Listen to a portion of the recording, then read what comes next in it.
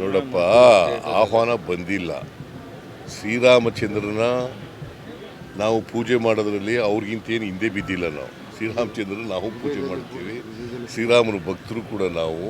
ಅದರ ರಾಜಕೀಯ ಮಾಡೋಕ್ಕೆ ಕೊಟ್ಟಿದ್ದಾರಲ್ಲ, ಅವರು ರಾಜಕೀಯ ಮಾಡೋಕ್ಕೆ ಕೊಟ್ಟಿದ್ದಾರೆ. ಇದನ್ನು ಅಯೋಧ್ಯೆಯಲ್ಲಿ ಶ್ರೀರಾಮ ಮಂದಿರ ಕಟ್ಟಿಸಿ ರಾಜಕೀಯ ಮಾಡೋಕ್ಕೆ ಕೊಟ್ಟಿದ್ದಾರಲ್ಲ. ಈ ರಾಜಕೀಯ ವಿರೋಧ ಮಾಡ್ತೀವಿ ಹೊರತು ಶ್ರೀರಾಮಚಂದ್ರನ ವಿರೋಧ ಮಾಡಲ್ಲ. ನಾನು ನೋಡ್ತೀನಿ, ಇದಾದಮೇಲೆ 22ನೇ ತಾರೀಕು ಆದಮೇಲೆ ಯಾವಾಗ ಪುರುಷ ಸಿಕ್ಕಿದಾಗ ಅಲ್ಲಿ ಹೋಗಿ ನೋಡ್ಕೊಬರ್ತೀನಿ ಅಯೋಧ್ಯೆಯಲ್ಲಿ ಶ್ರೀರಾಮಚಂದ್ರ.